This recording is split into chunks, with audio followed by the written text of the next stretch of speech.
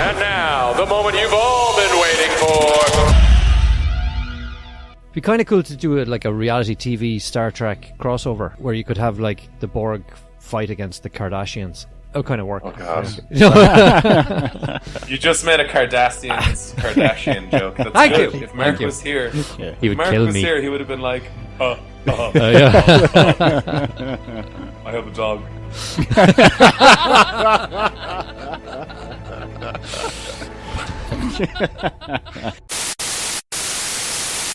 Good evening and welcome to Is It a Bicycle? Season 10, Episode 17, the original and bestest ever TV and movie podcast. My name is Stephen Wrigley and I'll be your host for this evening. Beside me I have a man who said, my ex got run down by a bus. Man, that could have been me. But we all laughed, as we all know he can't drive a bus. It's Mike, the McDonough. Also beside me I have a lady who entered what she ate today in her fitness app, and I called an ambulance for her. It's Shona. I love Canada O'Flaherty. Live from Vegas, we have a man who says time heals all wounds, unless it's infected or has gangrene or something. It's Sean Leonard. Usually he's a really nice guy, but on occasion he can just be a bastard. Yeah. This week we'll be discussing some movies in the shape of The Jungle Book and The Trust, and some TV in the form of American Grit. Of course, we'll have the usuals with the news and some previews. Come to a bicycle near you. So how are we doing? Hey guys. Fantastic, Steve. Sean, are you with us still? So Oh, yes. I am. He's I back. feel like it's my obligation, hereditary or inherited as it may be, to tell some sort of story about my home life. I feel like this weird urge to do that, but I don't have any animals that have no visible talents. And I don't have any broken appliances that I have any stories to tell about. So I don't know. I got nothing. Why don't you tell us about growing a beard? How is that? Oh, it's been hard on all of us. Or how about having your hopes and aspirations crushed by a family that never understood you? Okay, I could do one of those. Recently, I went to a pop-up concert. A surprise concert that the Killers did here in Vegas because they're local, you know? Yeah. So we're talking like, this is about 1/6 the size of the venues they usually play, called the Bunkhouse in Las Vegas. So some friends sent me a message. I was in a massage chair feeling great, and they went, "Are you free for the night? We're not going to tell you where we're taking you, but you're going to love it." And I was like, if I want to be the kind of person I need to say yes to this. Take me wherever you want to take me. Yeah. Which, you know, usually would end horrifically, but luckily, I ended up at this concert. I was front row. I got to touch Brandon Flowers' chest. And at one point, I just leant forward for a high five, and he gave it to me. Nice. He knew I wanted it real bad. Yeah, it was really great. So I sent a picture to my family. Well, I put it up on Facebook, and you know, I was talking to them about it. So my dad went and looked at it, and he actually has the first comment on this picture. So he said this: they're coming to visit in the summer, so it's, you know, it's going to be great. So we're just trying to keep in touch, you know. So Dad goes, "Either shirt too small or belly too big. Sort one of those out before the mothership sees you in July." Wow. So I was kind of like, "Cheers, Dad. Cheers." And the next time I was talking to them, you know, I sent a message to Ma'am, and I said, "Ma'am, I did it. Graduated from my 3-year degree. I'm ready to be a screenwriter, ready to write poetry, ready to do all this stuff. I defended my thesis." And she said, "Oh, very good. Very good. Check to make sure your suit still fits. I think you're a bigger man now." So for anyone who's wondering about how Steve was referring to the soul-crushing nature, or Mike was referring to the soul-crushing nature of my family, they're not exaggerating.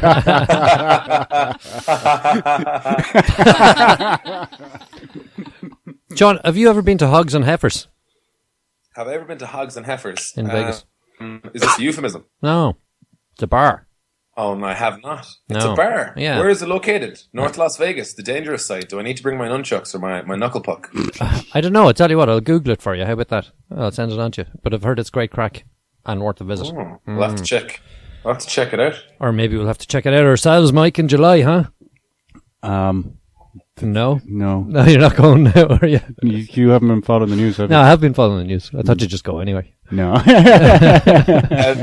you guys want to explain the whole UFC 200 jibber jabber? Yeah, Mike does. Well, I was going to go, and then they all fucked it all up. and then they tried to unfuck it. And then I said, you know can't what, fuck unfuck you guys. something once it's been fucked. You need to be more specific. Yeah, this is a terrible version of the story that you're telling. I need this. So Connor Need retired, specifics. then unretired, and there was all kinds of theories about money, promotions, people getting killed in the ring, and all that kind of stuff. Yeah. But the upshot is that I'm not going to Vegas. No, okay. And fuck UFC 200. No, okay. I might have to go to Vegas anyway. Oh, maybe. Yeah. Maybe. Yeah, you feeling lucky? Maybe. We'll see. I'll know by the end of the week. I'll let you know.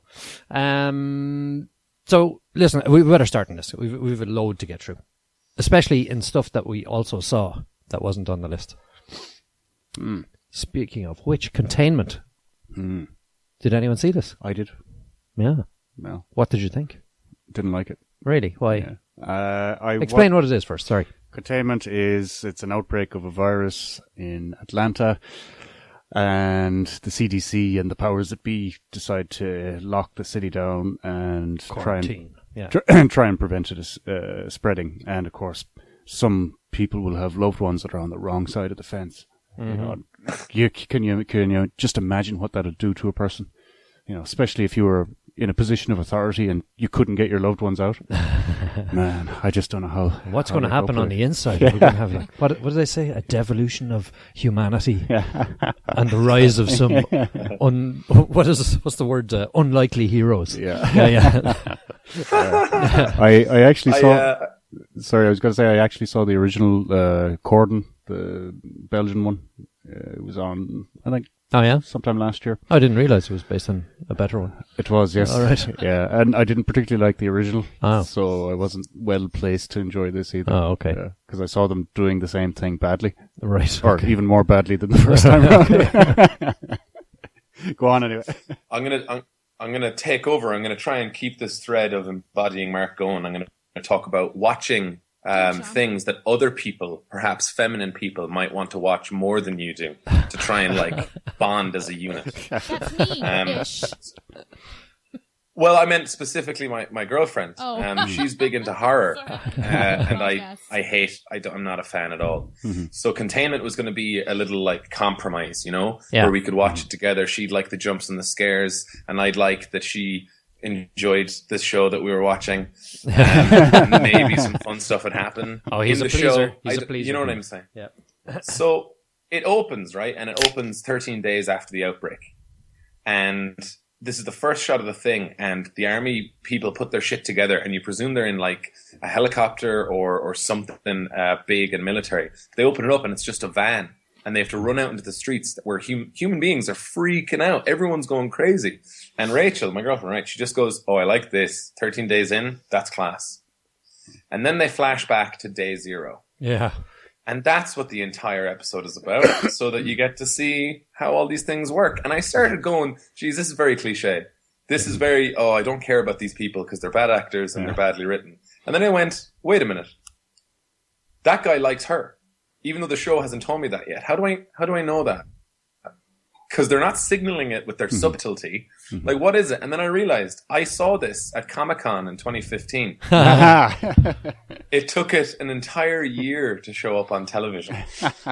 And, you know, I could have waited longer. Send it back to the shed, digitally Photoshop in some zombies or something. Like, because there's nothing in this show that I would say is worth watching. I'm sorry, Atlanta. I was hoping that this show would, you know, get to recognize the actually thriving and vibrant culture down there. They call it the Hollywood of the South. You know that? Yeah. Oh. I did not Turner know Broadcasting is based completely down there, and they film, like, all AMC stuff. They film so many things down there. It's huge. But unfortunately, the Atlanta show is not holding it down. A-Town down, represent, I'm sorry. Don't watch Containment. That's interesting opinions. Interesting words from both of you. Yeah. I actually enjoyed this. Did you? Yeah, and it's totally not my fare. Like, You never cease to amaze me, Stephen. you know? This really isn't my thing. Yeah. No, you're right. It was badly acted and it was terrible, but I enjoyed it. And so much so. Yeah. No, listen. Bear with me. It just went along at a nice pace, and when I got to the end, I felt satisfied. That, you know, I just went, yeah. that did what I pretty much. I see. I probably went in with very low expectations, and then I was pleasantly surprised when they were matched. So yeah, you know what? I think I'm gonna try a second one just to see where it goes. Yeah. I know. So It's Z Nation all over again. It could be without the Z's. Yeah.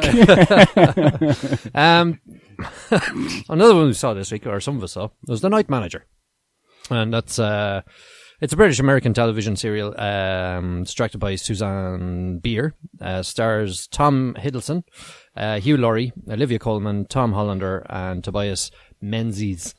It's based on the 1993 novel of the same name by John Le Carre, and adapted by David Farr to the present day.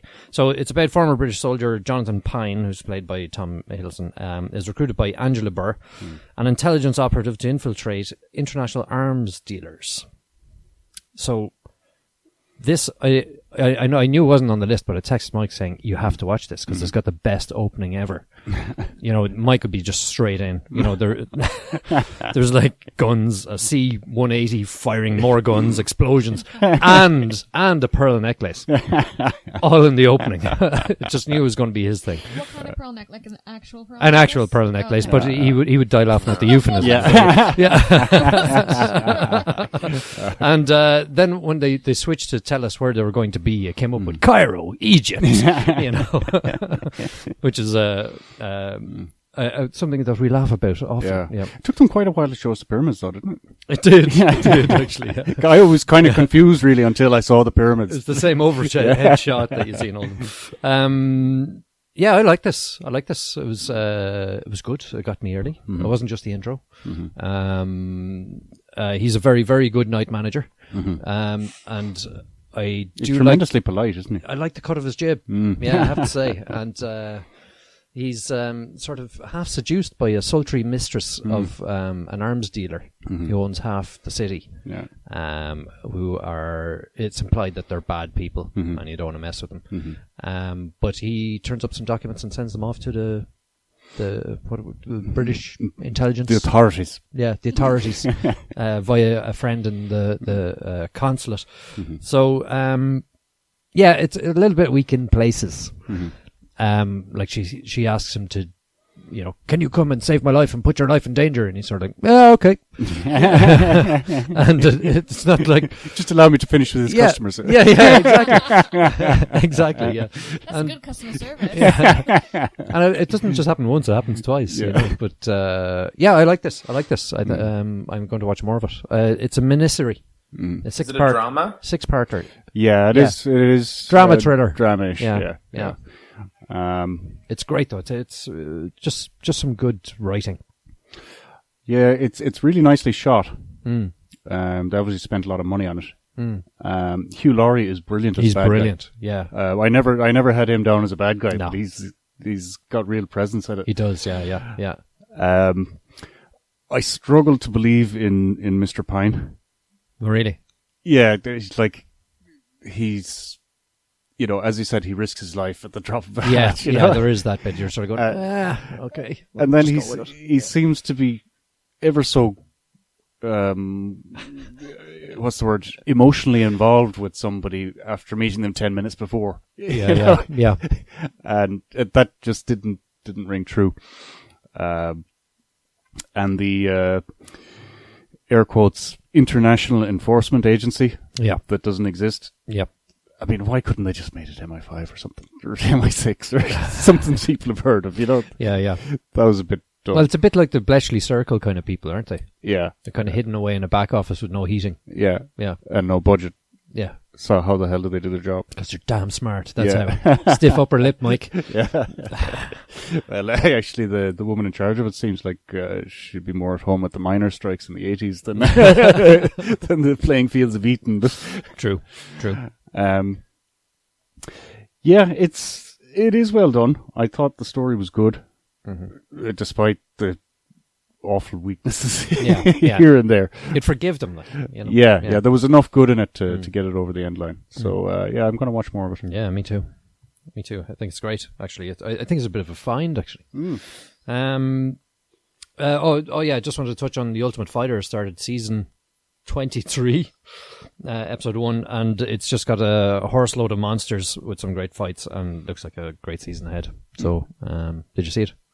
No, it's worth a look. I feel like it I've at all. never watched Ultimate Fighter. No, it's definitely worth it. They've got it down now. You know, I'm about 19 and a half seasons behind on Ultimate Fighter. So. Saw something called the Time Traveling Bong, which has just started, season 1, episode 1. So tell us, Steve, what's the time traveling bong? Well, give me a second. There's a blacksmith story in here, okay? Okay. So, so it's despite the name, it's not really a stoner humor movie series. Mm-hmm. There is a bong, but they discover that when you smoke it, that you travel through time. Oh, right. So if you take a hit, you go through time, right?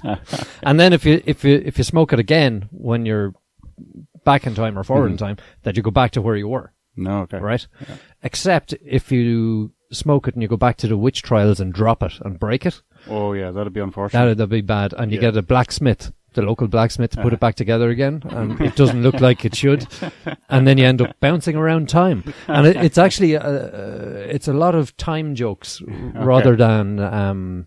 bong jokes. Bong jokes, yeah, Okay. yeah. Stoner. Yeah, for sure. And I think it was born from like a 20-second comedy sketch on Comedy Central. Okay. By the Stars, what are their names again? I'll come back to them in a second.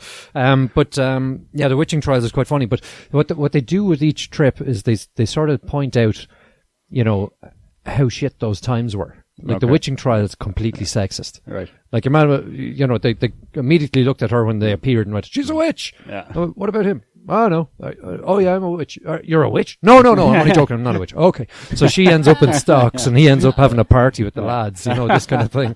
And there's just Jeff and Cherie are their names, and they do have some crazy tangent stories like. They kidnap a tiny Michael Jackson to try and give him the childhood he never had, and stuff like that, So, Oh my God. yeah, I know.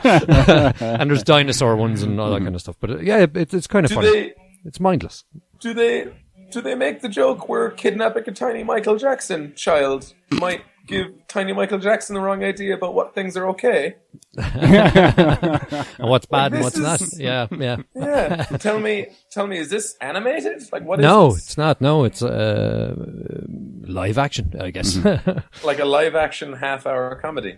Yeah, and they do. I mean, they touch on so many different subjects. Like, there's one. Like, she's she black?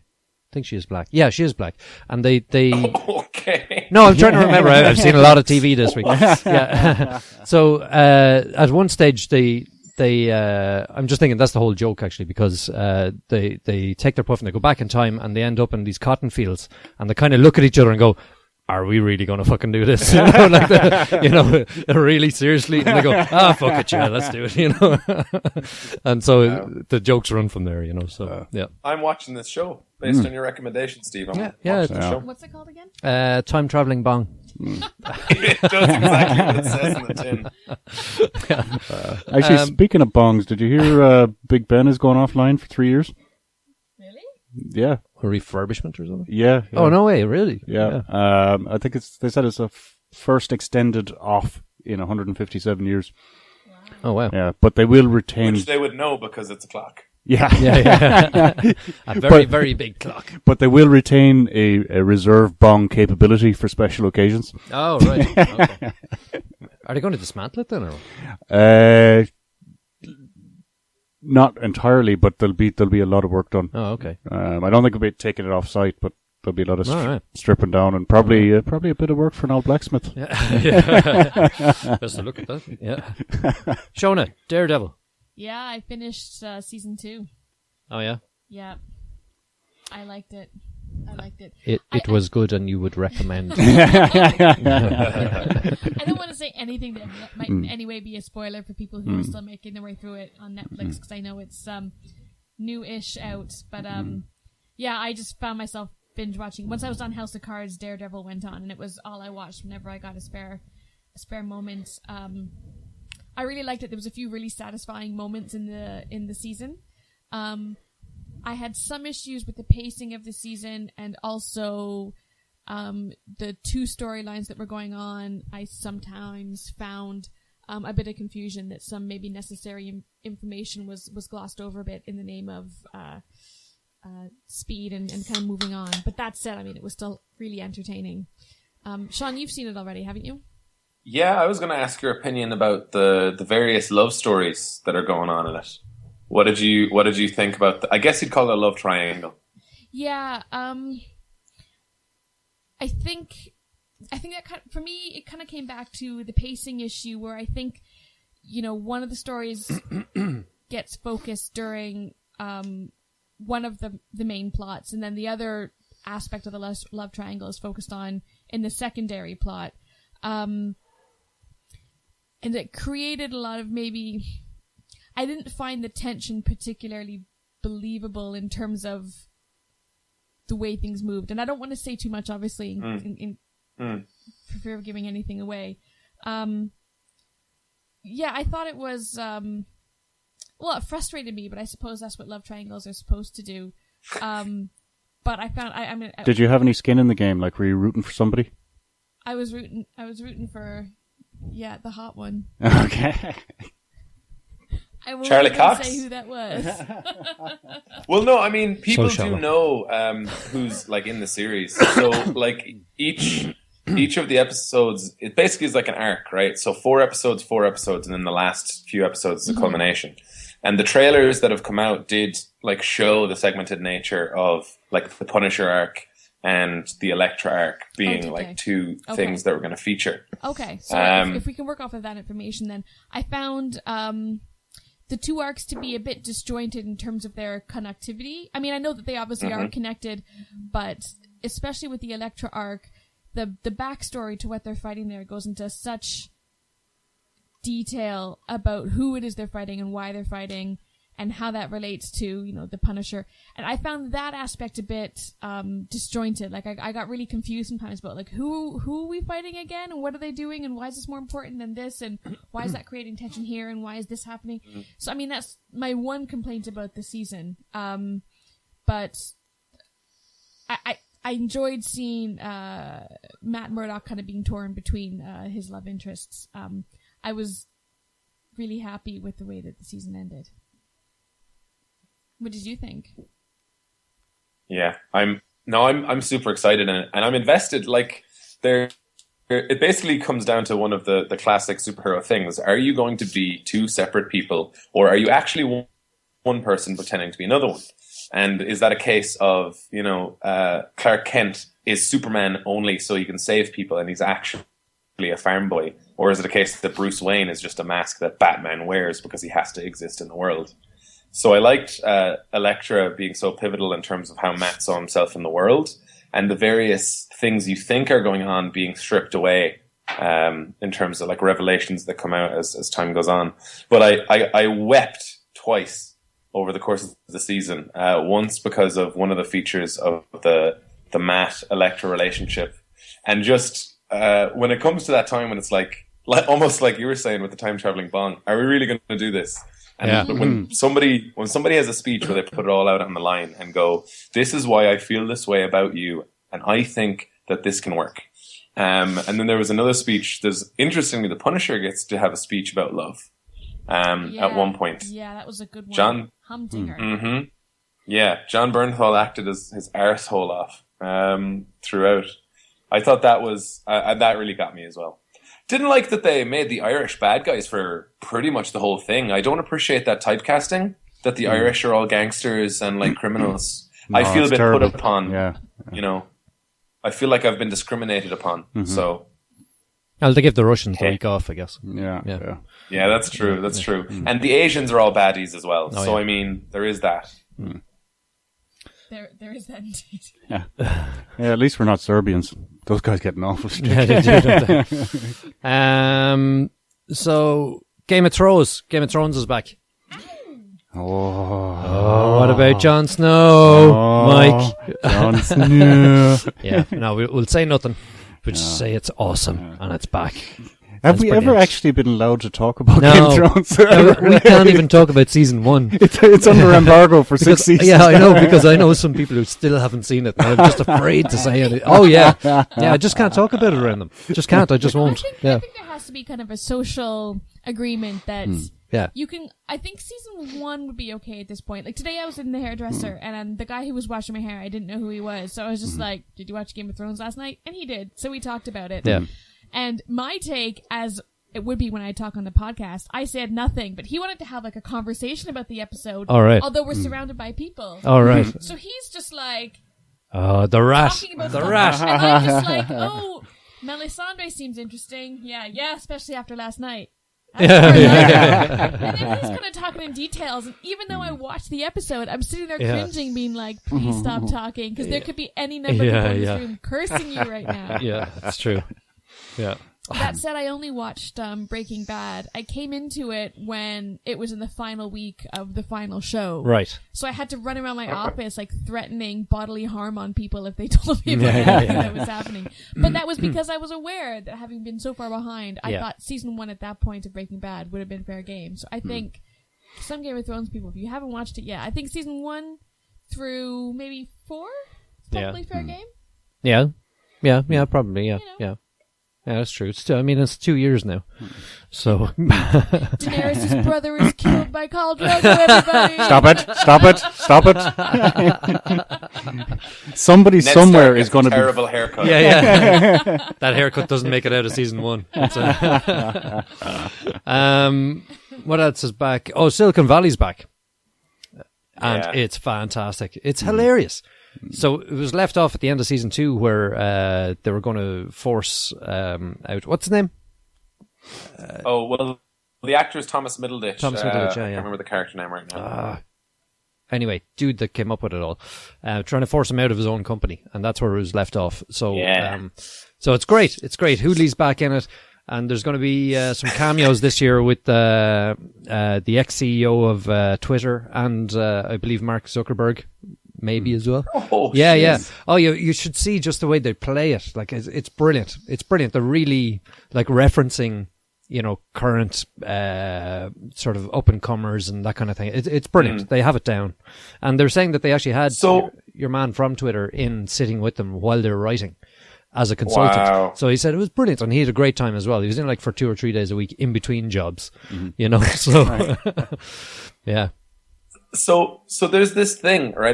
This is a screenwriting thing that was brought up to me recently this week, right? Yeah. So there's this thing that people do when they're trying to get jobs as screenwriters, where they write a spec script for a show that already exists. Right. And the reason they do that is one is for competitions, like it's something that can get you noticed in competitions for that very thing. One is studios and money people like to see that you can come into a show and then work in that area with those characters, with other people. And so having proven that you've done that even before you get a job at a place is a big deal. Now, it's very rare, if ever, that someone gets a job at the show they write a spec script for. It's just you write something similar to what you want to do, and then they can look at that and see how it goes. Okay. So which one you pick is a pretty big deal, because you don't want to pick something that's too old. You don't want to pick something that's going to get cancelled. And then you have to worry about picking something like Breaking Bad, for example, right? Like something that people care about so much that unless you pull it off like incredibly well, it's not you're not going to look good. So it was recommended to me that I write a spec for Silicon Valley. No way. So watching this episode, it was recommended that would be something that my voice would suit, and I love the show, so I was watching this episode with that in mind, trying to figure out how do these episodes work. So I'm gonna pitch to you guys how I actually think every episode ish works. Yeah. So basically, what it is that the way the action works in this is every time they try and help the company or each other, it makes things worse. Yeah. And half the time, people are going after each other. And that's not something that most of the characters will know. So, for example, I think very frequently you'll have two of the characters working towards a company goal, goal, while the other ones are wasting time not helping them accomplish that goal because they're arguing about something petty. Yeah. And that ends up becoming a character conflict that bleeds over into the business conflict. So I was watching this one and just kind of seeing how they tend to do that with Guilfoyle and Dinesh. You know, the way that everything that they did seemed to just be compounding problems, even if they're not really doing anything. Yeah. And the way Erlich Bachman is this big, violent, capable force that everyone is afraid to unleash because no one knows what the fuck he's actually going to do when he gets into a scenario. Because half the time, that's how they get saved. Erlich curses really well at people. Yeah. You know? Yeah. And then the other half of the time, that's why they're in trouble. So it was just interesting to see the building blocks. I think I'm going to try and do it, try and write an episode at some point. You know, if you just grew your hair out, you'd do a very good copy of Guilfoyle. Guilfoyle. Yeah. I know. Yeah, people say that to me a lot, which isn't great because he's not a sex symbol or nothing. Was he not in, what was it, Nazi Zombies? Wasn't he in that? I don't know. Dead Snow 2, Dead Snow Red 2. versus Dead. Yeah, that was him, yeah. Actually, we talked to him that time, didn't we? Yeah, I interviewed the guy. He's cool. Yeah. Point of interest on like a successful procedural, like, I don't know, CSI or Castle or or whatever. How many screenwriters would be on a team? Oh, I think that varies. Yeah. I think it just varies because the way it'll work is everyone will break story for a series of episodes or for they'll break a season in general, and then they'll be breaking up multiple episodes at a time, and then individuals will do the final drafts, and that's what their name will end up going on. You know, individuals do the final drafts of the actual words in format in sequence, and then that'll get notes from everybody and get redrafted, and then they'll get to a shooting script. Okay. So, I mean, I don't know what the average size is, but I would presume for any show that's 22 episodes that has money and has been around for a while, you know, it's going to be pretty large. I would guess somewhere 8 to 10 people. Okay.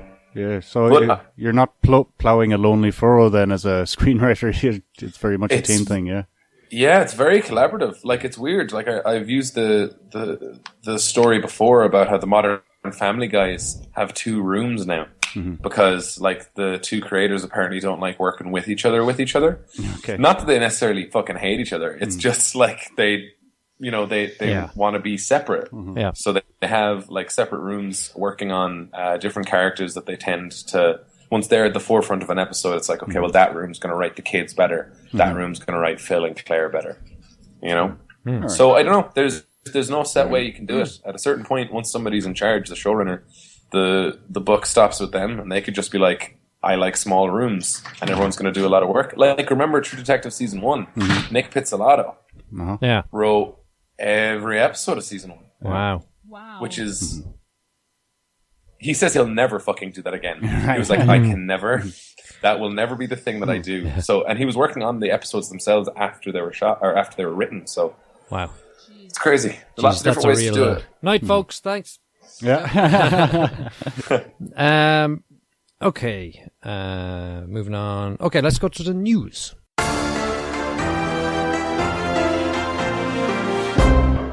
So, the new Jungle Book movie. I was just thinking it might be confusing, to today's kids, who won't remember when we had jungles. Or books. But despite that, it has wiped the floor with the Huntsman in the US and international markets. Good. And I guess you'd expect that. Oh, yeah. Yeah, God, it was awful. And in a bit of a twist to the old Jungle Book story, the Warner Brothers will be releasing their Jungle Book movie in 2018. Oh. What? Yeah, which might nicely tie in with Disney's follow-up, Jungle Book 2. No way. Yeah. Jesus. Public domain. Yeah, exactly. Jungle Wars. Yeah, Jungle Wars. My Mowgli would beat the shite out of your Mowgli. It's going to be called Fight Book. Yeah. Disney also have about 6 other live-action style stories coming up, including Cruella and Dumbo. Sweet. Yeah. Emma Stone cast as Cruella de Vil, by the way. Oh, right. Interesting. Yeah. That's okay, guys. I mean, you realize that half the time people make animated movies out of live-action movies, and now it seems to just be like, just flip it. Yeah. We have loads of animated films. Just do them live action. We have the money. It's fine. Waiting for Sinbad. Another piece of news. Some photos from the Guardians of the Galaxy Volume 2 set have showed that Nathan Fillion will be playing a small, probably incredibly small role. He's playing in this Wonder one, Man much or like something. he did in the first one. Yeah, so there's a character. I've actually had this conversation and pitched Nathan Fillion to play Wonder Man. So Wonder Man is basically Oh, it is Wonder Man. an actor. Yeah, Nathan Fillion is basically So Wonder Man in the comics is an actor who basically doesn't like doing all the punchy stuff and is like, can I just be an actor again? Can I just go be in movies? And they're like, yeah, Simon, you can. Go for it. So he does, like, that's it. He just happens to have superpowers. So there's a bunch of mock posters for movies that Wonder Man would have been in, and obviously Nathan Fillion, is in these ones. So there's a mock-up of the Steve Jobs movie poster, but it just says Tony Stark instead, and it's Nathan Fillion, like, doing the whole thing. And there's a couple of different ones like that. But here's the thing. Everyone's freaking out because people would watch that movie. People would watch Nathan Fillion be a superhero who's not particularly interested in being a superhero. So it could be their way of trying to backdoor him into the universe. Or it could be them going, they're never making this fucking movie. Let's just have a laugh. Yeah. So who knows? And then another piece of news. Amy Schumer appeared on the cover of Vanity Fair. That was a thing that happened. And everybody, at least on my Twitter feed, has been going, oh, that's cool. Look at that. Because season 4 just started for Inside Amy Schumer. So her world domination seems to be continuing. It seems to be a case. I was just going to say, speaking of world domination, and this, Amy Schumer makes me think of this, the two women who write Broad City, Ilana and what's the other?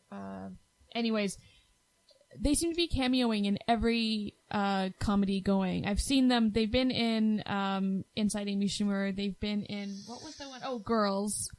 They've been in something, I think, with Amy Poehler. Anyways, another type of world domination. We don't talk about that show much here, but I love Broad City, and the next season is starting here in Ireland shortly, and I can't wait. So that's a backdoor plug for that show. You sneaked that in there, didn't you? Watch Broad City here? No. I've never even heard of it. No. So good. Oh. Okay. So how come it's never been mentioned? Two Broke Girls. You what? I always confuse it with Two Broke Girls. Oh my god! And they're very different so, shows from what I hear. So different. Like the two stars of the show write the show, and it's just like basically two 20-something stoner, like, best friends in New York who just kind of get up to everything. They dress crazy. Like, one time, like the one of them works. I don't even know what her job is, but like the kind of running gag is that she's just like the worst at her job, and she doesn't care. So she'll sit behind a computer. She's giving a coworker like life advice, and she's causing her manager to have like a mental breakdown. But he's just like, "Can you just work even like 5 minutes?" She decides she's gonna work one day, so she comes in and she's got like a white power suit on, like she's got shopping by herself, like a really nice suit, and she's like read up on like the latest kind of like Who Ate My Cheese stuff. And like, for one day, she's just this crazy businesswoman, and she takes her best friend out for lunch, and they go to a really nice place, and they order the nicest stuff on the menu that's really expensive, which is shellfish. And it's not until she's midway through the meal and her face is like exploding that her friend is just like, "What is happening to your face?" And she's like, "Well, I'm allergic to shellfish." She's like, "So why are you eating this?" And she's like, "Because this is what successful people do." She's like, "It's totally worth it." Anyways, it's a really dumb, brilliant show. So, any particular episode you'd recommend? All of them. All of them? Okay. And actually, I think Amy Poehler episode 1. produced season 2, or maybe even season 1. I'll give that one a skip, so. I don't know. I think it's really good. I'd say something from last season. So, last piece of news that I found interesting. A guy, Mario Licato, was attacked leaving a subway station in New York City when a man punched him. And the man allegedly said, This is because you look exactly like Shia LaBeouf.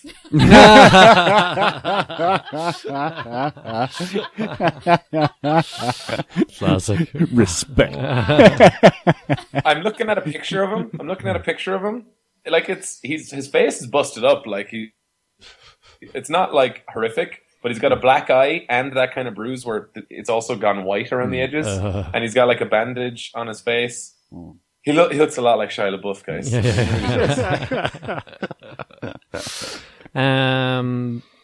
What do you call it? Actually, it's just as you're I talking. can't believe we all just laughed at some I know. poor innocent fucker getting punched. I almost didn't bring it up. You're talking something that remind me of something there. Oh yeah, Star Trek. For some reason. What were we talking about? Oh yeah, you were talking about writing an episode of Silicon Valley and Star Trek fan episodes and so on. It'd be kind of cool to do like a reality TV Star Trek crossover, where you could have like the Borg fight against the Kardashians. That would kind of work. Oh god! You just made a Kardashian joke. That's Thank good. you. If Mark Thank you. was here, He would Mark kill was me. here, he would have been like, Yeah. I have a dog.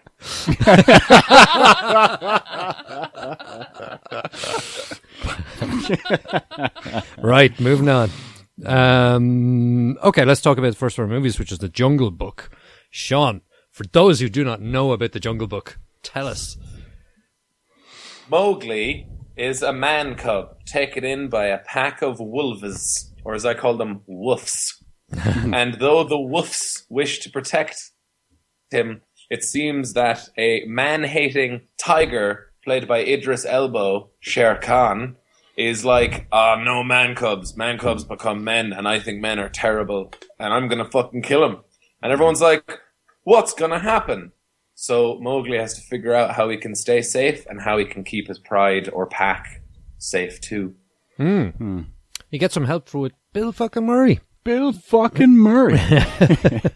Yeah, that was kind of cool. I didn't realize he was in it. I hadn't read up on it before I watched it. But yeah, it was a surprise. Delightful surprise. Delightful. To see that Bill is in it. What did you think? Did it follow it, let's say, true to the story, was it? To the original? No. No. It Why was is that, Mike? Because Louis was in it, and Louis wasn't in the original book. Oh, you're talking about the book. I'm talking about the movie. Sorry. Oh, okay. When you said the it, animation. Sorry. Sorry. Yeah.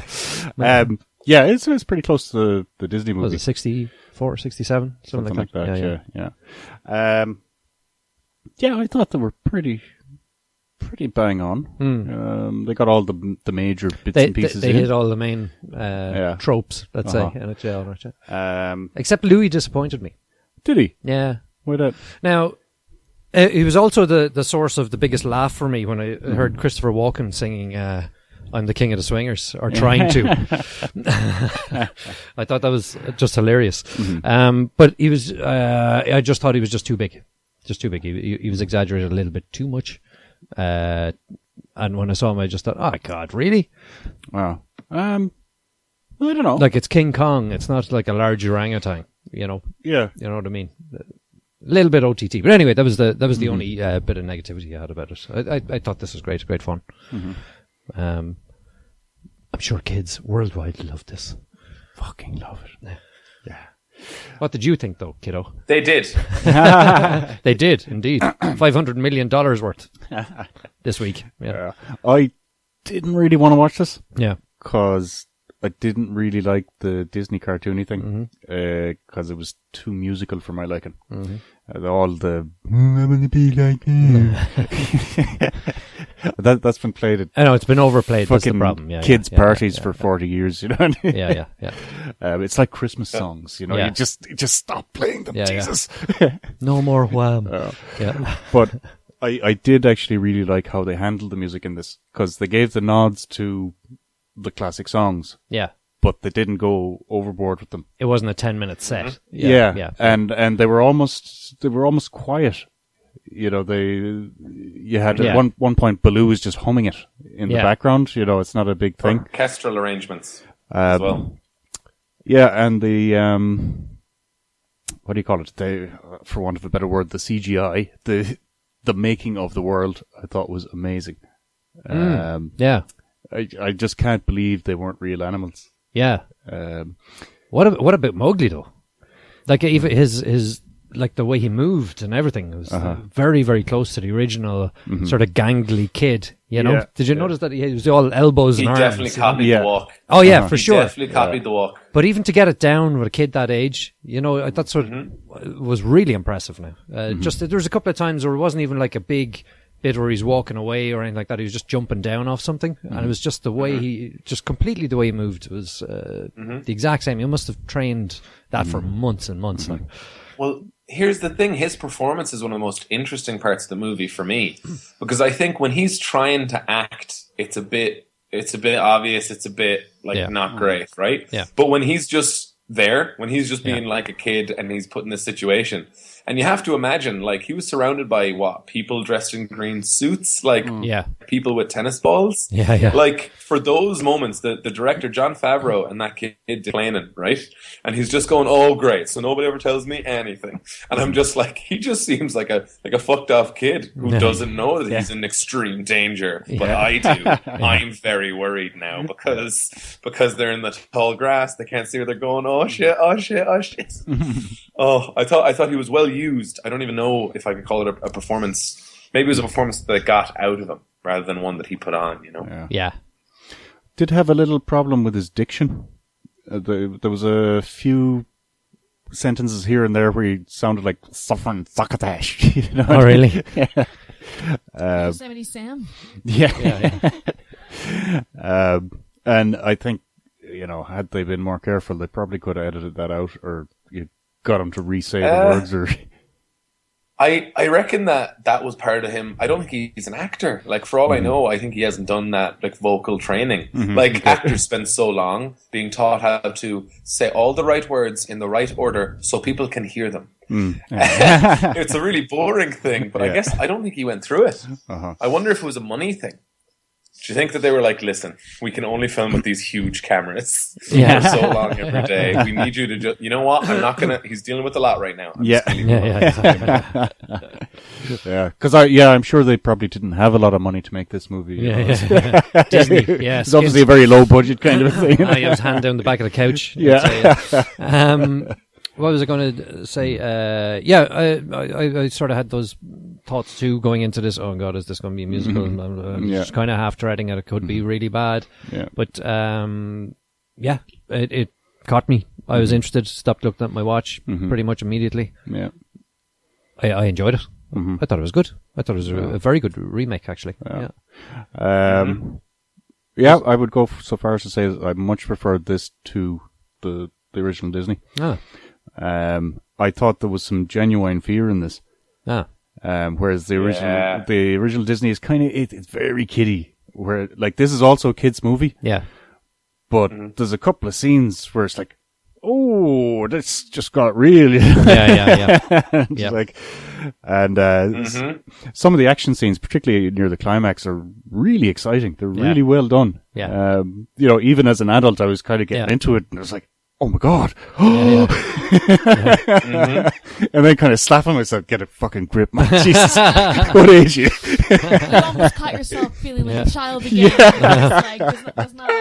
It's been about 130 years since you felt like that. The kids in the theater I was in were completely enraptured by this. Oh, yeah.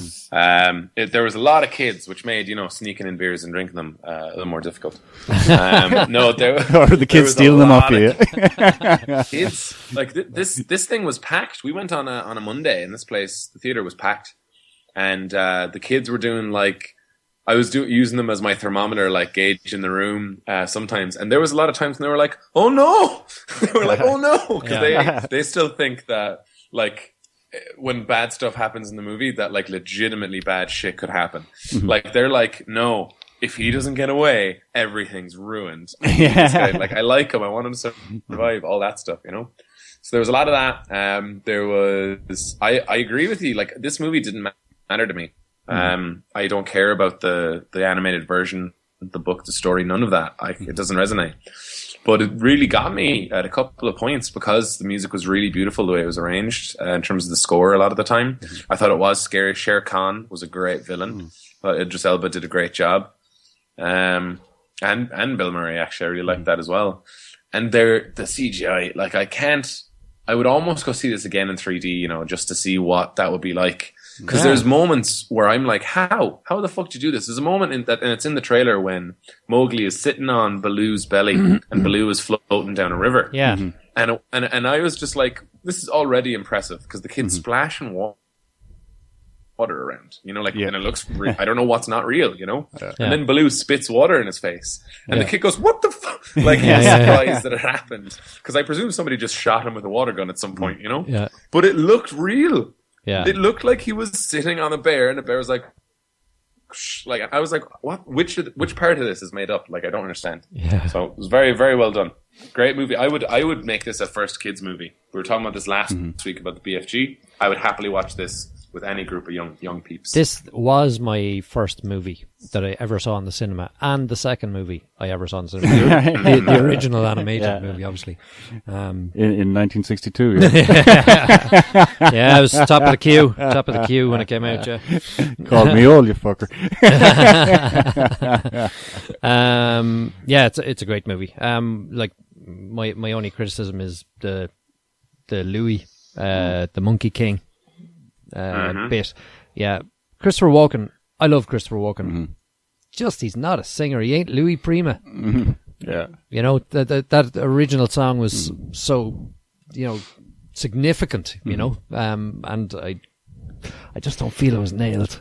Let me throw this out there, that maybe they were trying to get away from the race controversy of the Disney movie.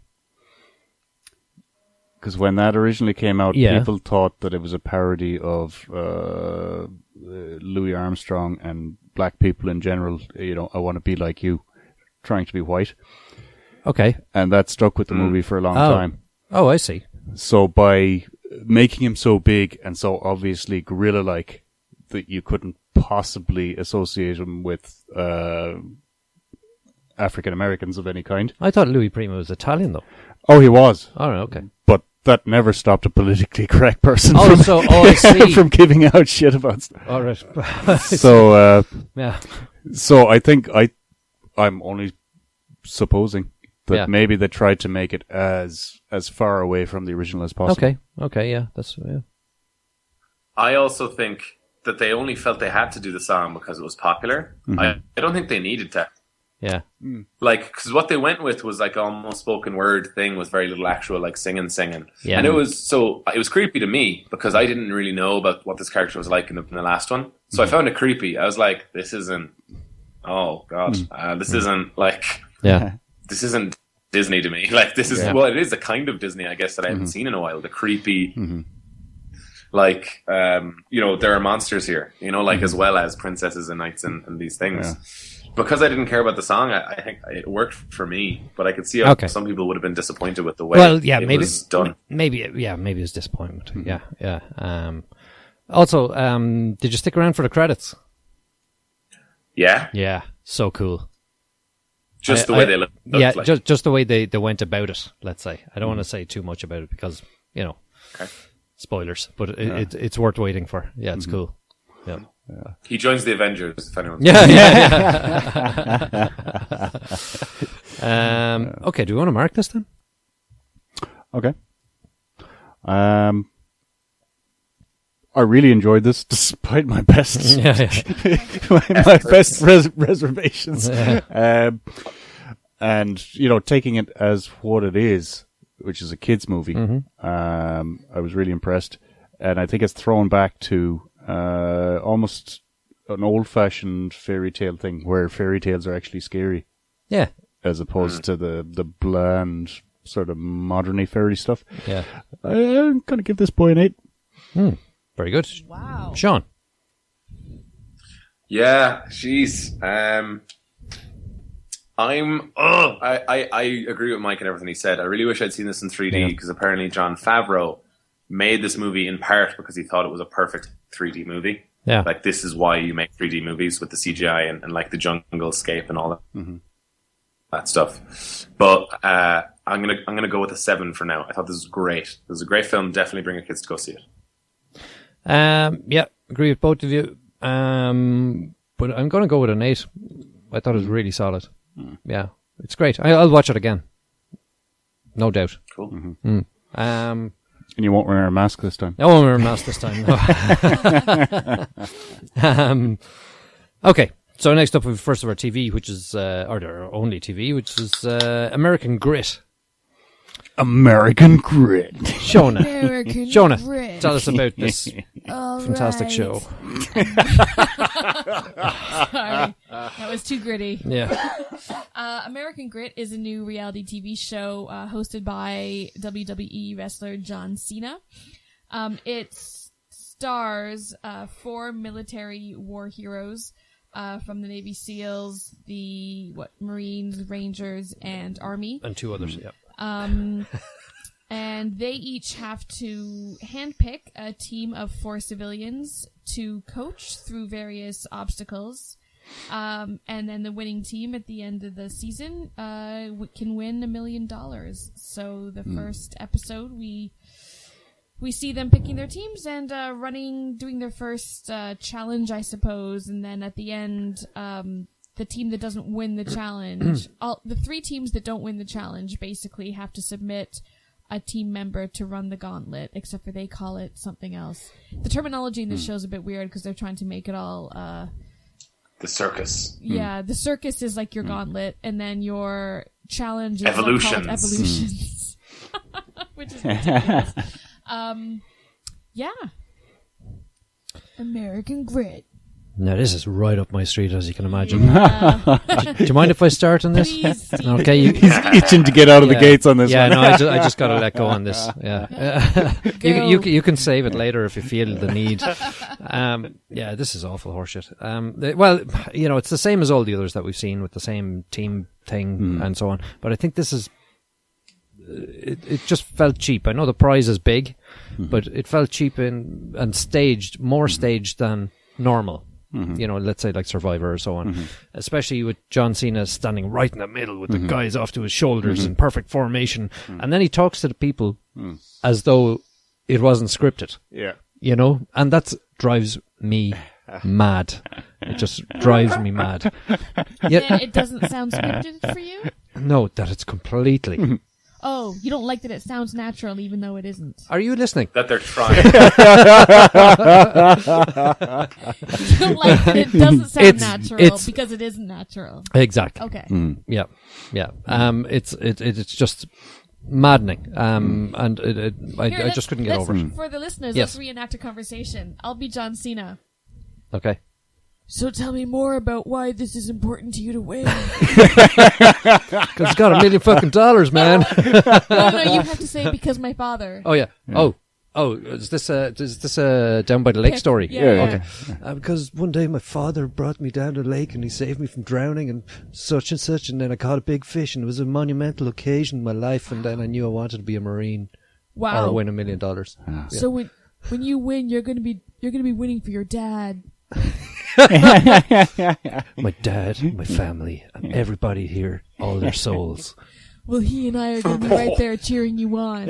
Yeah. Good luck tomorrow. Oh, it's such Yes, horseshit. I'm your father. Yeah. I killed him. I killed him so you would be strong. It's such horseshit. Really is. I'm training to be John Cena's replacement. There was an upside to this. And what was that? Can we? Is it a spoiler to spoil this? Like, really? Oh, fucking Yeah. spoil it. Go Don't for it. fucking spoil it, man. reality TV show. What? We have standards. What's No, it's just what transpired. You know, During one of during the the evolutions? Yeah, or whatever. Yeah, during the evolutions. Yeah, evolutions. Yeah, yeah, during the circus thing. Oh, yeah. The gauntlet. right? Yeah, maybe I can say that. Yeah, it was totally unexpected, but it was brilliant the way it actually panned out. Well, not that unexpected, really, when you think back on it, but at the time, Oh, okay. Sorry, I know what you're talking. you know what I'm about. talking about? Yeah, yeah. There is an. You see, so, You're you know. surprised by the contestants Yeah.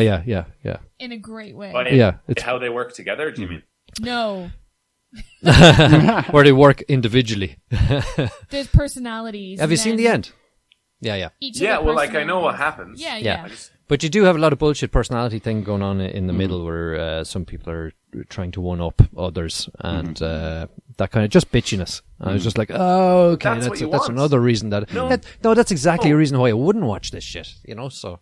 But that's why other people do. Oh, I know, I understand that. I understand that, yeah.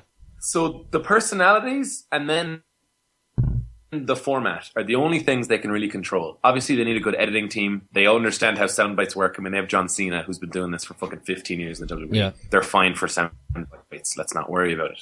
Yeah. So their format is pretty legit. They have each military expert has a team, and they try and motivate their team and instruct their team on basic challenges that are going to basically be tailored to either like the SEALs or the Army or whichever type of thing that they're trying to reflect that week, whichever military organization or type of organization. So that's fine. Their format seems to work. The whole thing with the circus, having to ring out the bell. Are you tough enough? Because you have to basically give up. This is an endurance test. This is American grit. That stuff is fine. I think their format is good for what they're trying to do. The personalities.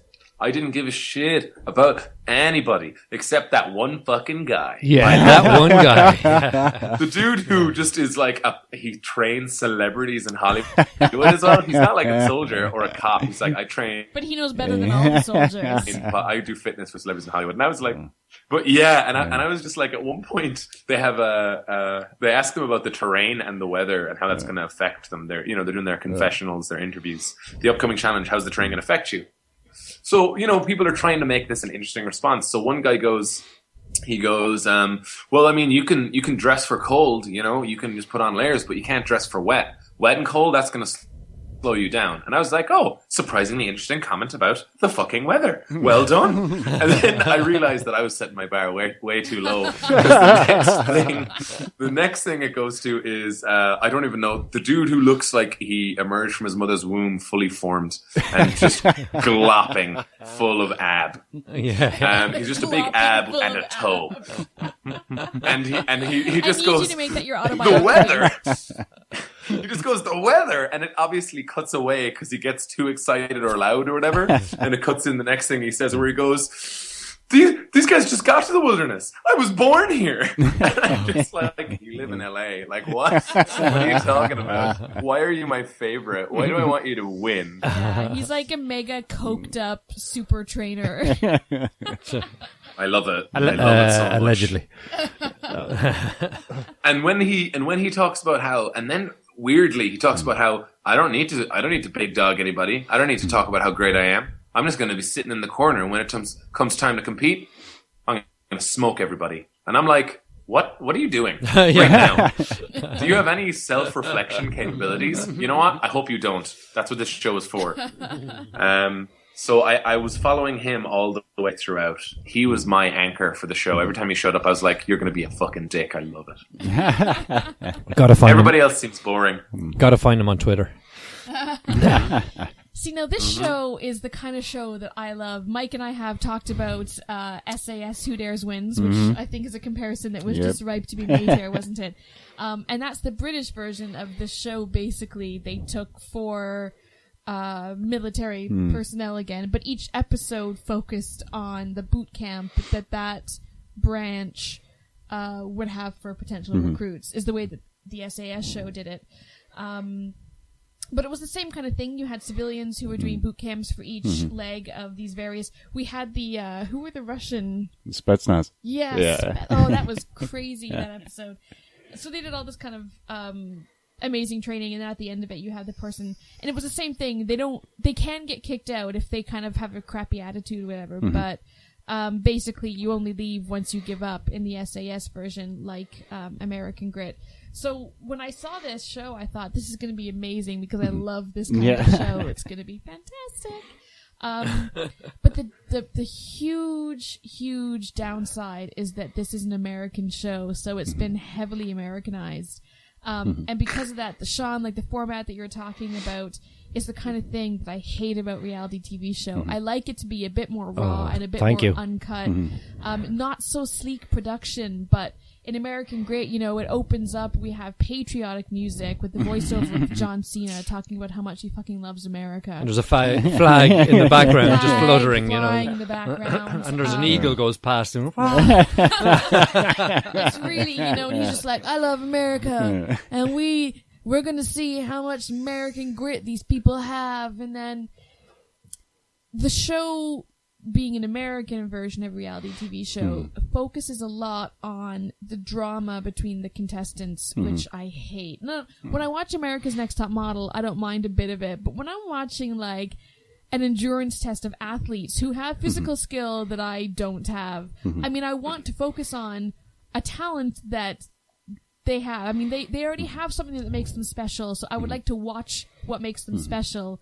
But instead I'm watching while they're fighting about each other because one guy walks out of the shower and his abs are on display and all the women are like, you're posing, and then he's like, I'm not posing, and she's like, I'm a fitness model and I'm on the cover of a fitness magazine, so I know what posing looks like. And he's just like, whoa, way to humble brag. And she's like, I wasn't humble bragging, you were humble bragging, you came out with your abs and I was just standing here. And he's all like, you just said that you were on a cover of a magazine. And she was like, yeah, but you just walked out here and you're all wet and your abs are all short. Anyways, it's kind of shit. No, the funniest thing is when she went out of the room, he just attacked me. You know, he just attacked me in there right now. It's just like, they didn't show that bit then, no? Or what, you know?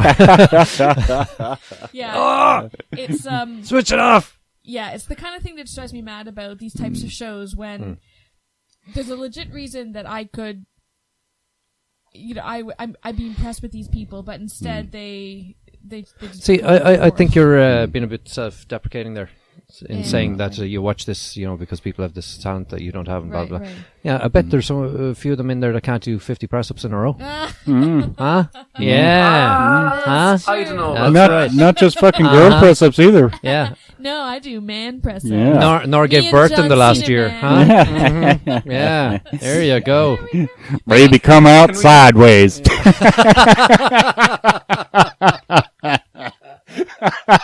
Sorry, Sean, I want to Jesus, hear what you're Mike. saying because I'm hoping it's not what Mike is saying. So one thing I wanted to talk about, the Americanness of it is also interesting, like to me academically, right? So there's a moment where they're describing the cadre. One dude got blown up, right? Has like lost his arm and a leg. Yeah. And like, you know, so he's still doing shit like this, you know what I mean? So yeah, I can see, okay, cool, got it. One's the only female, one of the first, or if not the first, T. Hannibal, what a name. It's one of the first female soldiers to be deployed to Iraq. The Cool, first. sure thing. In. Yeah. The first, okay. So that's, you know, cool. And then they have a Navy SEAL guy who's been running missions forever, and then he went into training. So he's obviously there to be a coach as well. And Makes therapy. sense to me. So then, but the same way they say all those things, they also introduce the other guy, the Reaper, who killed 33 enemy combatants in 3 months. And I was just like, is this the same thing? Like, and I understand they've probably all killed people. Sure, Yeah. I get it. But is there going to be any moment when somebody like addresses that in a very particular sense? You know, even if it was in a reality show way, Yeah. right? No, I will tell you And- no, that's not going to be addressed. No, it isn't, and it just to me seems so intense, right? Because the dude seems fine. That dude literally seems completely okay with everything.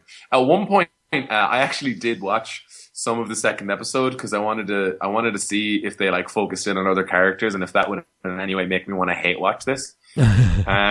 So there's a moment, and there's too much sappiness. But anyway, there's a moment where that dude comes in to talk to his group. Like the Reaper comes in to talk to his group, and someone is like, you know, he wants to make sure they're not going to quit with the particular thing that's going to happen. And he just goes, let me just tell you a quick story, okay? I had a mission. I was on a mission. Guy climbed up on top of a roof. Buddy of mine got shot in the face.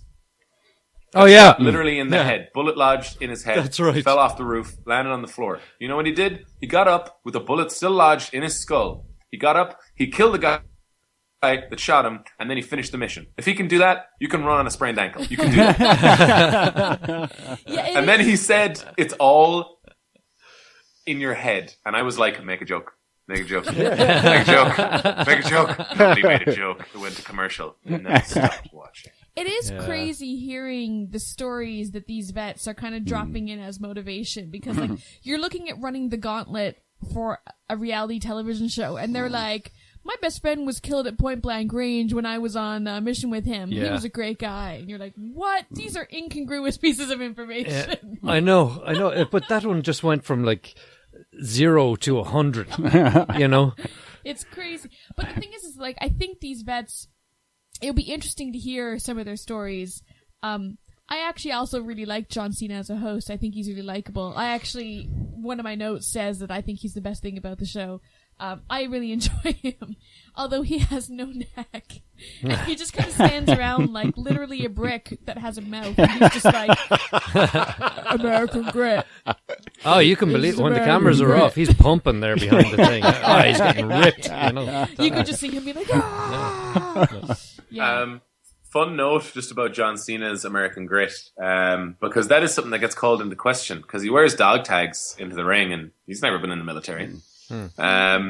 It's basically just his way of supporting the armed forces. Like, that's it. He's a supporter, you know? So he was injured a while back, and the doctors are like, you're going to be out for 9 months. Like, you're going to have to miss wrestling for 9 months. So he did 2 things. He went, well, I'm going to get a show that I can do over the course of the next 9 months, so that when I go back to wrestling, I've done something and I don't go fucking insane, because all I'm doing is rehabbing. Also, he rehabbed in 5 months. Wow. He's done that twice, even just in the past 3 years that I've been watching him.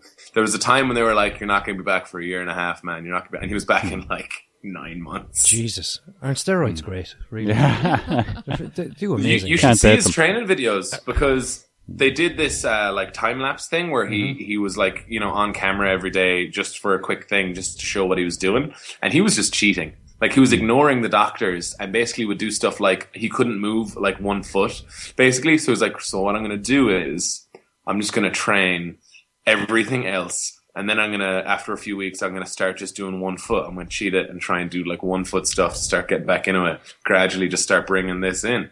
And he was like, doctor said I shouldn't do that, but I'm going to do it. I needed to work. I needed to work faster. He's crazy. I think it's really strange when athletes do that kind of thing, because I think a lot of time, like even the way that we're discussing it right now, you know, you'd kind of give props to somebody if they go against medical advice. You know, if the doctors are like, you need to take 9 months, you know, stay off your ankle for 3 months because otherwise it'll be unstable and you might fracture it, or whatever their reason is. You know, they have a medical degree. They might know a thing or two about why you should look after your body the way that you need to. And he's all like, no, man, I'm gonna do this differently. I'm gonna ignore that and I'm gonna get back in 5 months. We see a lot of the same thing, you know, with rugby players over here. You know, being told, you know, you can't play, you have a concussion. So then they just learn how to hide a concussion unless it's, you know, too obvious, because if you say you have a concussion, you can't play for 3 weeks. But if you can get medical staff to say, no, he's not concussed. It's only 3 weeks. I thought it was like 3 months. Well, it might have changed now, you know. What's wrong with you? Nothing, man. I'm fine. Let me out there. Can I have cupcakes for dinner? Let me out there, coach. That's it. Hit the one in the middle. Anyways, I just think it's really strange that we're seeing more and more that there's kind of I don't want to say a fetishization, but a kind of you're holding these people up as heroes when they start ignoring medical advice. So there's another reality show coming out that John Cena is going to be featured in, right? There's a show called Total Divas on the E! Network that is based around WWE female wrestlers, because they've changed the title now from the Divas title to the Women's Championship. So these female wrestlers, the main 2 characters are the Bella twins, Nikki Bella and Brie Bella. Brie Bella is married to Daniel Bryan and Nikki Bella is dating John Cena. So they're getting a spin-off show called Total Bellas, partially because of their popularity. And also, I think, partially because Daniel Bryan has had to retire. Why did he have to retire?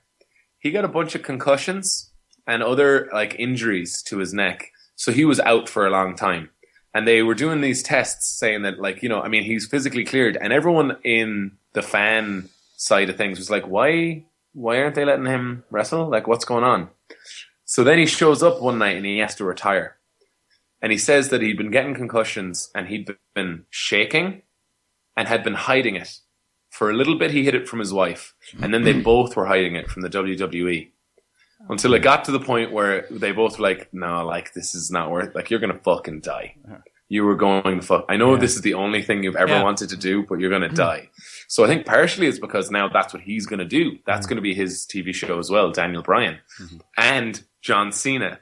I believe that they're all moving into a house together to film this. So you're gonna have one twin and Daniel Bryan who are complete vegans who are all about saving the planet, right? Yeah. And then you're going to have John Cena and Nikki Bella, who are completely all about fitness and stuff. Like Nikki Bella as well, the way that she distinguished herself from Brie. And this is like, I have no problem with this, but this was her idea that ended up making her become a champion in WWE for like 300 days. She got tit implants. Like legitimately, there was a day that happened on the WWE where I was like, wait a second, there's something different. Oh, and then that was what basically meant that they started to distinguish their own characters. It was really interesting. So for anyone who wants to watch reality TV and who likes John Cena, Total Bellas is for you. I hope they really, really get on well together and there's no conflict or arguments. I hope they're all very, very happy together. Yeah. Anyway, Guys, before we... no, what? Mike, what do you think? Nobody asked me. Oh God, Mike. So lonely. I'm tired of being on my own. It's quiet over there in the corner beside the turf fire. Come on, tell us. I fucking love this We knew that. Wasn't sure, but I thought it might be some kind of Survivor thing. I wasn't a real big fan of Survivor. Yeah. But then it starts out, you got the whole John Cena thing. Yeah. I said, John fucking Cena! And then to reflect my reaction, one of the people on the show, when they introduce all the contestants to the instructors and whatever, and they obviously hadn't told them the format, and you just see one guy's face, and you can just see in his eyes, John fucking Cena! Yeah. Did you see that? That was brilliant. I was bought in from there. Now, like Shona, I love watching people getting the shite knocked out of them. Just any amount of pain you can inflict on a human being. I just really enjoy seeing that kind of thing. Similar fetishes, Yeah. But normally, I'm not such a big fan of the whole American bitchy, he said, kind of thing. But in this scenario, where you're taking assholes and then putting them through the grinder, that's when it gets fun. Yeah. And the first episode had a great hook, like, yeah, I was enjoying it, and then I saw what happened at the end. I was like, yes, yeah, go on, fine. So yeah, I thoroughly enjoyed this. Yeah, if you like reality and you like watching people suffer, this is top-notch entertainment. You know? As long as you can put up with the kind of saccharine overtones that production has added. It's theirs. Yeah, I mean, you have to have a certain amount of Teflon coating there to get by that. Do you though? You don't need that much though.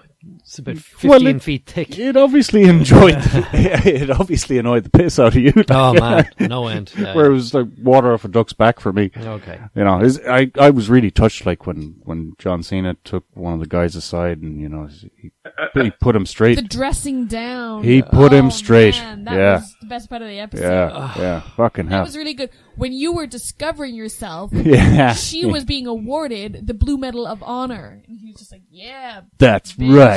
Yeah. You're gonna really like the way the second episode ends. Okay.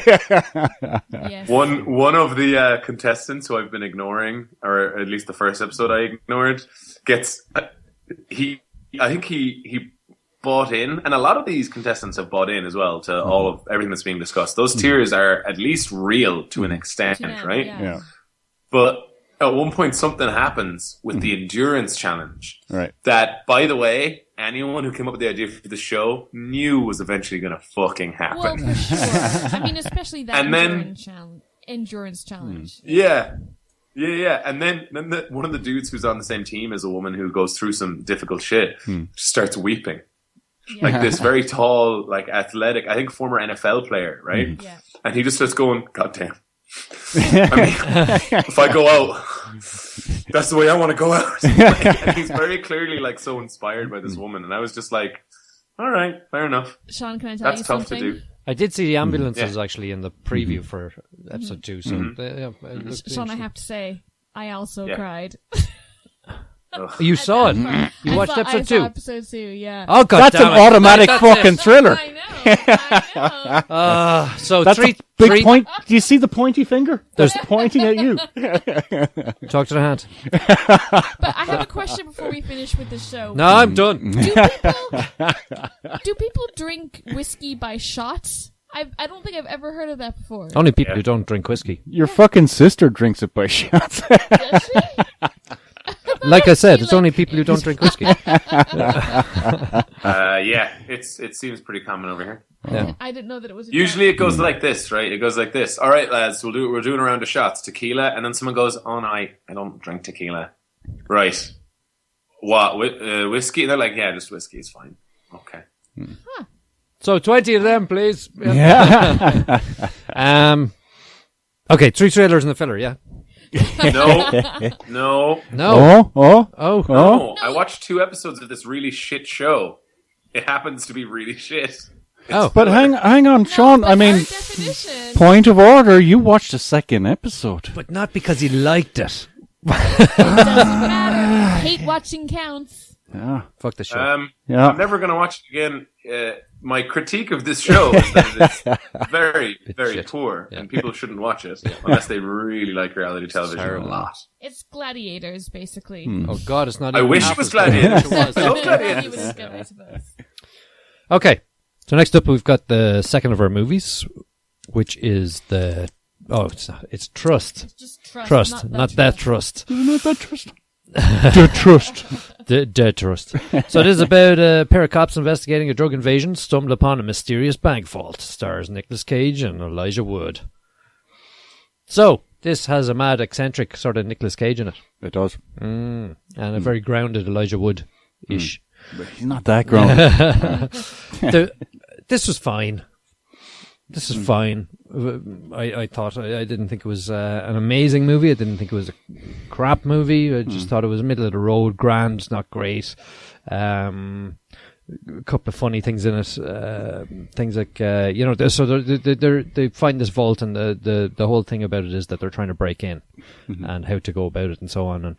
And a suspicious cop turns up at one stage. And Nicolas Cage is standing in a backlit room overlooking where they are with Venetian blinds half open. No, he keeps opening them like with a gun. Yeah. You know, like he couldn't be seen. You know, it's just like, Jesus, come on. But actually, that was one disappointment. It was so suspicious that the cop sort of just went home. I thought that they were going to, something was going to happen. Yeah. They might have used that conversation. Yeah, it's funny, isn't it? Yeah. Oh, Anyway, God. what do we think of this? What do we think? This movie is like Dumber and Dumber are cops. Dumb and Yeah, Dumber are yeah, cops. yeah. And then they plan a really, plan is a very loose usage of the word, because I don't think there's any planning that goes into it except for buying a really expensive drill. They're just so dumb and unlikable. Like, Elijah Wood is the employee, or I should say Nicolas Cage is the manager, the police FBI manager to Elijah Wood. Yeah. And they're both, I don't know which one is dumber, because one is naive and the other one's just an asshole.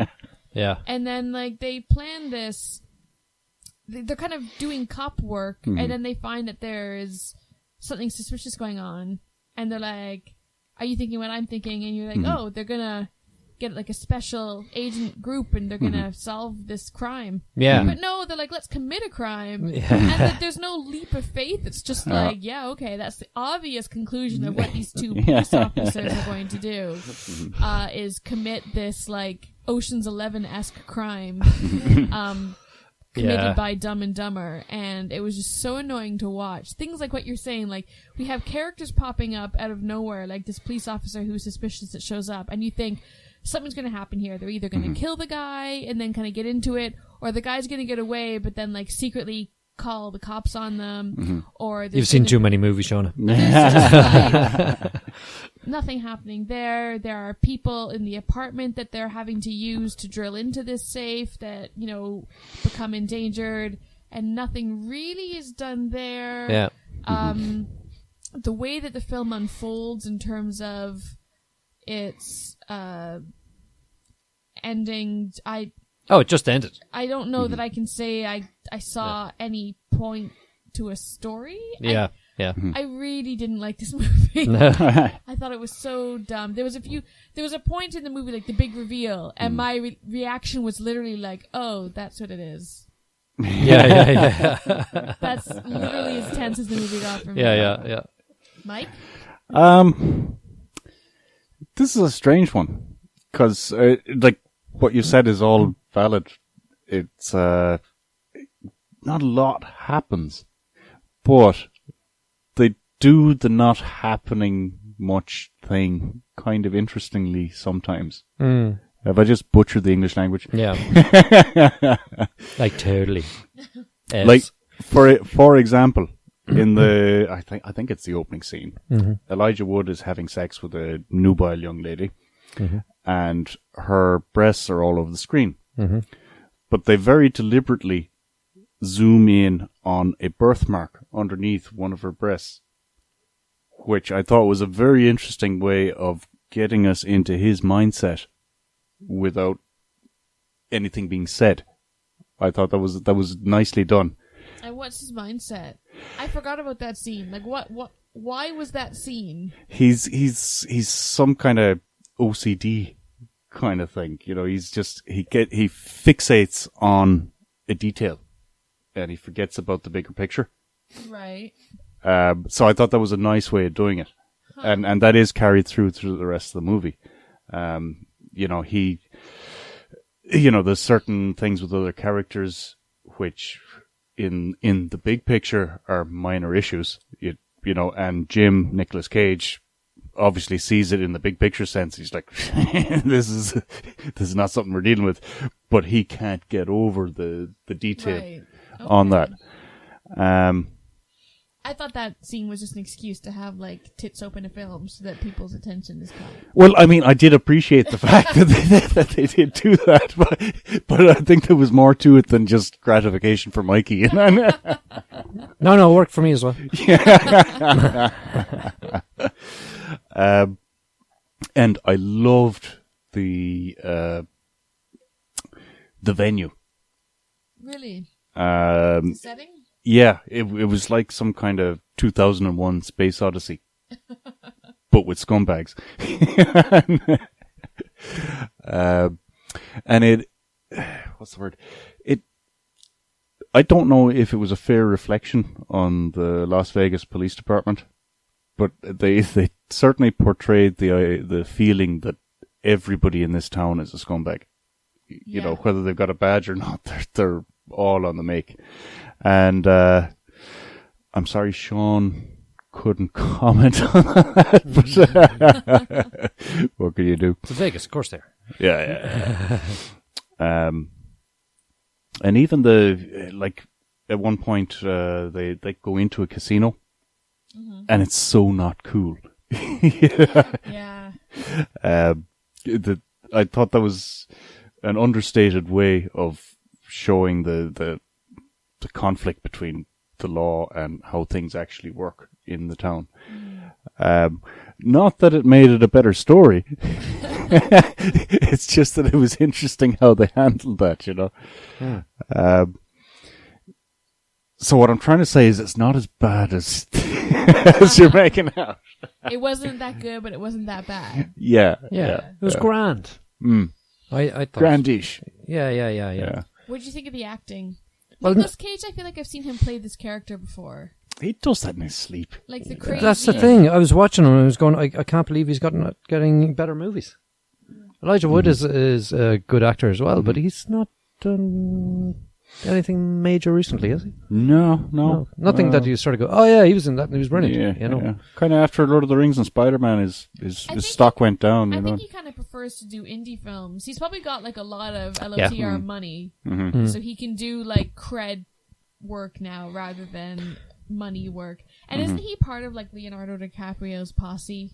So he's probably just busy partying and sleeping with models. So who has time to make? Must be really tough on him. Films. Jesus, poor fella. Yeah. Let's just pause a minute and reflect on that. Man, I'm so glad I went to college and got an education. Good job. So- mortgage, marriage, kids. Whole fucking catastrophe. So what are we saying here? That we thought it was all right and a bit crap? No, that is not what I'm saying. You're saying it's a bit crap. I thought it was terrible. Did you? Oh, really? Like how like terrible? how terrible? Like, On a scale of 1 to 10. not quite B level. Not quite a B film, but not good. What was it that most offended your sensibilities? I hated the characters. Ah, I didn't care about them. I didn't care about what they were doing. okay. Their actions didn't make any sense to me. Their conflict, so-called conflict, wasn't believable. It just seemed like it seemed like Dumb and Dumber did a cop film. Okay. I just hated the characters. Give us a mark. I'm gonna give this a 4. A 4, Mike. Yeah. Well, I'll give it a 5. A 5. I'm with you on the 5. Mm-hmm. Yeah, it's very average. Mm-hmm. Yeah. Yeah. Yeah, it's a Sunday matinee. Nothing else on. Yeah. Literally nothing else. Literally nothing else. Yeah. This movie fails my airplane test, which is that if I was in an airplane flying somewhere for several hours and I have time to kill, and this movie is available to me to watch for free, and I have nothing better to do, I would still not watch it. Oh. Okay. Okay. Fair enough. Okay. Although it does prove the point that if Nicolas Cage is in it, I'm still going to watch it. You know what? I like Nicolas Cage, and I think he was good in this. I didn't see any problem, or both of them were. I didn't see any problem with the acting. Yeah. It's just not a very inspiring movie. So Yeah. okay. One of these days, I want to have a pint with Nicolas Cage. Yeah. He lives in Vegas, so if you were coming for the McGregor fight, like, he's probably going. The McGregor fight that's not happening. It'll happen at 202. That's what happened. We'll talk then, yeah. Right. Next up, we've got some previews. Come to Bicycle near you.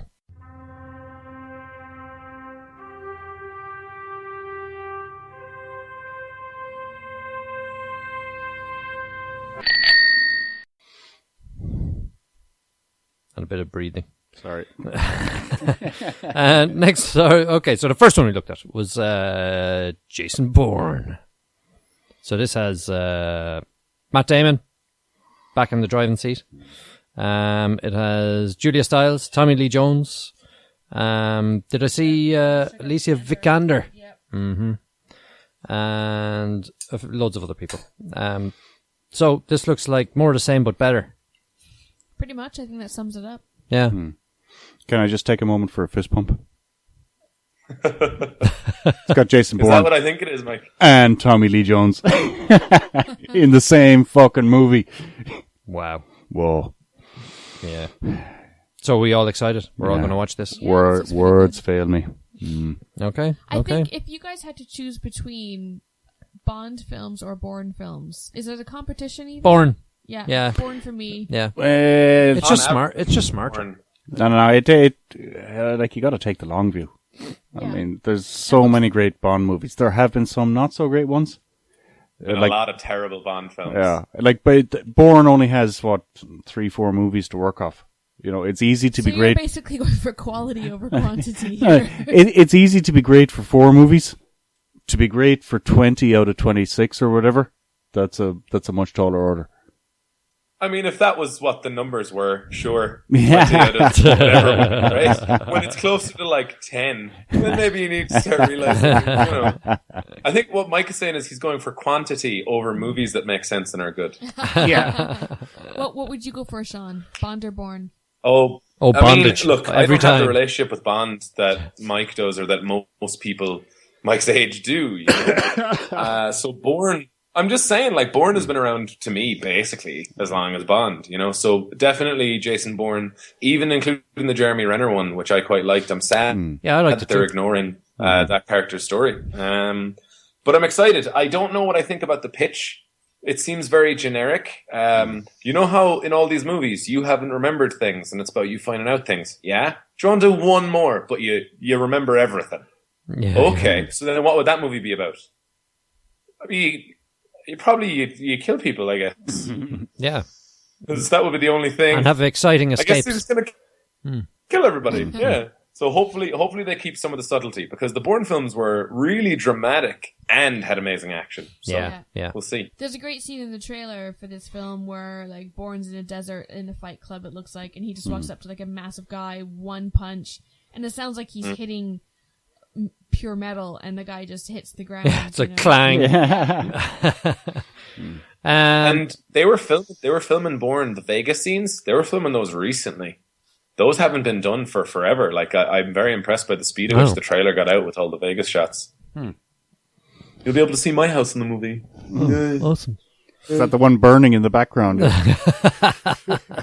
Oh yeah. One with all the bullet holes. They were there before they shot the movie. Okay, so the next one I looked at was The Do-Over. And this is about two down-the-luck guys decide to fake their own deaths and start over with new identities, only to find the people they're pretending to be are in even deeper trouble. Thank you, IMDb, for the synopsis. So that's Adam Sandler and You lazy Dana ass Carvey. motherfucker. David Spade. David Spade, David Spade. that's it. Yeah, this movie looks super dumb, but kind of on principle, I mostly now just reject all Adam Sandler films. Louis Guzman's in it, so I'm in. Luis Guzman, Yeah. the Puerto Rican Yeah. superstar. That's who you're into. Oh, yeah. Yeah, he's cool. Yeah. Fair enough. Yeah, no, It needs to be meaner.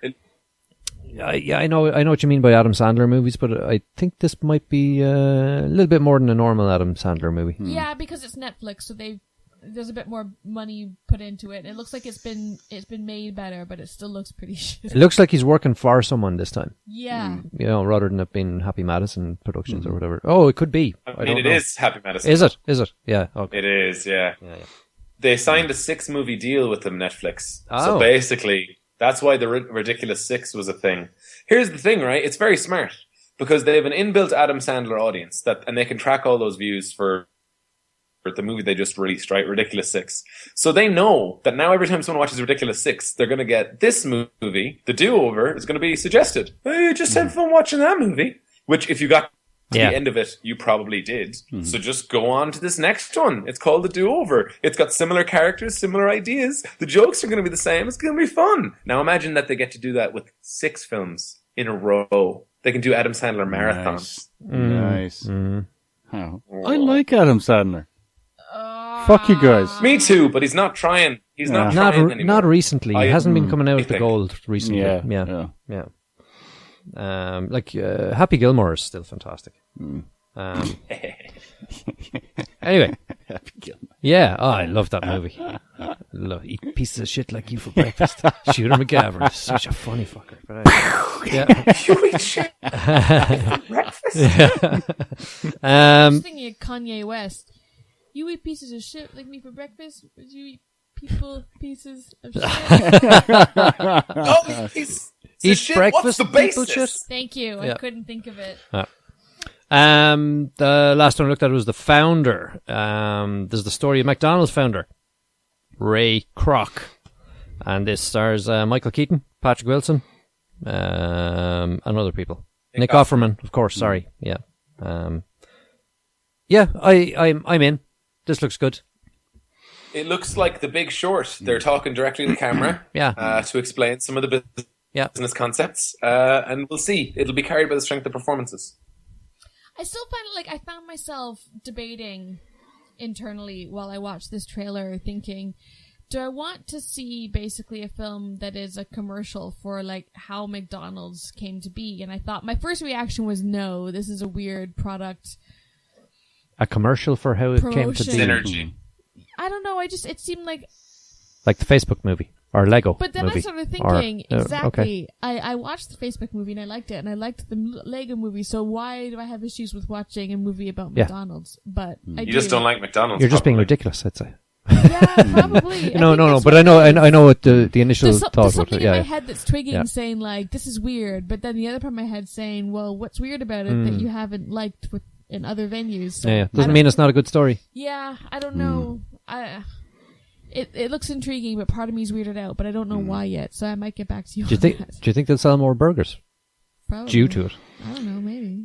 Well, Is that's it a synergy? thing, actually. Are you I- worried about the Maybe, synergy? maybe at the end of the movie, John Cena pops up and he's just like, I like American burgers. or he comes on and says, they also do salads. Or something. Have you With have more you calories. seen the John Cena memes? No? No. You haven't seen the John Cena meme? Okay, so Alright. there's currently a percentage of videos on the internet You're gonna have that to you tweet think them at are us. videos on the internet and are actually they lead to just. So there's one that shows the evolution of humanity in a time lapse. Yeah. So it goes all the way from like Neanderthal, Cro-Magnon, like all the way through. But then at the end, it becomes a picture of John Cena, and it goes to his music, his entrance music. So there's even a moment when he gets asked about it, and he goes, "Well, you know what? I was actually on the internet the other day. I was watching a video, and I was getting really into it. I was getting really invested, really interested." And then my goddamn entrance music played, and I realized it was just another fucking joke about me. Guys, you need to find it. I'm going to send some to you. So that's like the Rick Ashley ones, is it? Rick Astley. Basically, That's what I said. the Rick Astley, yeah. Can I just say on Rick Astley, when my sister and I were young, like we were really into Rick Astley, I know all the words to his Never album. gonna give you. I know all the words. My sister, when she was like grade 4, so I don't know how old you'd be, 7 or 8, she had a dream. And this is like an adorable little insight to like a 7-year-old girl's like crush on Rick Astley. She had a dream that she and Rick Astley were figure skaters, and they were figure skating all around a rink, jumping over people that were trying to get in their way. I just think that's so adorable. and she'll never forgive you for putting that on the internet. You're Forever. welcome, Anna. So, Sean, you do have a dog? Yeah, Sean, I heard a dog. Yeah. Yeah, is I'm your a little rental bit agreement not worried. allowed? What? No, my rental agreement would never allow that. Sure. Look, maybe next week I'll have an interesting story about the various legal conundrums I find myself in, and the appropriate measures that I take, the steps that I use, in my life to achieve various. All right. basic, Okay. Do you Okay. have Okay. lawyer friends you can call comforts. on? Yeah. Leave him alone. Stay away from the TV. I'm just playing. Them's just jokes. Maybe them's just jokes. Yeah, I think that's all we have for this week. Is it? Yeah, we done. That's all Did got. we Sure. not? Did we not tell Mark to go fuck himself? That's what I've been doing. Can you not tell? Whatever it was, I'm sure it was really important. No. We miss you, Mark. Miss you, Mark. Come back, Mark. Right, we'll leave it there. So from Mike, Shona, Sean, and Steve, stay classy.